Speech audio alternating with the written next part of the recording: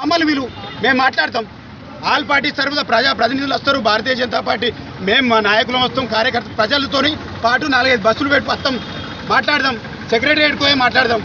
ఏది ఓటేసిన ప్రజలకు ఆ మాత్రం హక్కు కూడా లేదా? మేము వచ్చి మా సమస్యలు చెప్పుకునే అవకాశం కూడా లేదా? నువ్వు ఎట్లాగింటే లేవు. ఇక్కడ ఉన్న ప్రజాప్రతినిధులకు, మీ పార్టీ ప్రజాప్రతినిధులకు పట్టింపు లేదు. అరే కనీసం నీ ప్రజలు వేసి సర్పంచే గెలిపించిర్రు, మరి ఈ మెయిన్ రోడ్ వేపిద్దామని సొయ్యి లేకుంటున్నారు వాళ్ళు. అడగడానికి వాళ్ళకి భయం అవుతుంది, పైన అడగడానికి నీకు భయం అవుతుంది. నీకు ఒకవేళ అడిగినా నువ్వు పట్టించుకుంటలేరు, మధ్యలో ఇబ్బంది పడుతుంది ప్రజలు. ఓట్లేసి మీ ప్రభుత్వాన్ని అలా రాష్ట్రంలో గద్దెనెక్కించారు, ఇక్కడ నిన్ను గెలిపించారు నీ మాటలు నమ్మి. ఇంకా కూడా గోస అనిపించలేదా ప్రజలు చూస్తూ ఉంటే? ఇట్లే కనుక నువ్వు చేస్తే మట్టికి మొత్తం మండల బంధువు పిలిపిస్తాం. ఎప్పుడైతే కరోనా టైంలో లాక్డౌన్ చేసినావు మొత్తం ప్రభుత్వ యంత్రాంగాన్ని మొత్తాన్ని స్తంభింపజేస్తాం, నిన్ను రాకుండా చేస్తాం, నిన్ను గద్దె దించి దాకా ఊరుకోం బిడ్డ. ఇప్పటికైనా కళ్ళు తెరుచుకో. నీ నికృష్ట పాలన ఎట్లుందని చెప్పి నలుగురు నీ ప్రైవేట్గా పెట్టి నువ్వు ఎంక్వైరీ చేయించుకో. ఎంత దుర్మార్గ పాలన ఉందని ప్రజలు అనుకుంటున్నారు. ప్రజల బాధలు పట్టించుకొని నువ్వు ఉంటే ఎంత ఊరితే ఎంత? ఏం పనికి నువ్వు ఎమ్మెల్యే ఉండి?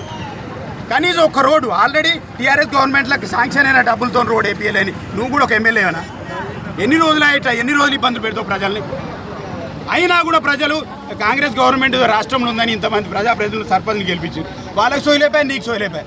మీకు చెప్పేది ఒకటే, భారతీయ జనతా పార్టీ తరఫున మా మండల శాఖ తరఫున ఒక్కటే డిమాండ్ చేస్తున్నాం. 30 రోజుల్లోపు రోడ్డు పనులు ప్రారంభించకపోతే మేము ఎంతకైనా తెగిస్తాం. ఎందుకంటే ప్రజల ప్రాణాలే మాకు ముఖ్యం. అధికారం కోసం ఎన్నడూ భారతీయ జనతా పార్టీ చూడలేదు, పదవుల కోసం ఎన్నడూ చూడలేదు. ప్రజల తరఫున పోరాడడానికి మాకు మా బండి సంజయ్ అని నేర్పింది ఒకటి, ప్రజా సమస్యలపైన పోరాడండి, ప్రజల గుండెల్లో ఉండురని చెప్పిండ్రు. అదే పని చేస్తున్నాం మేము.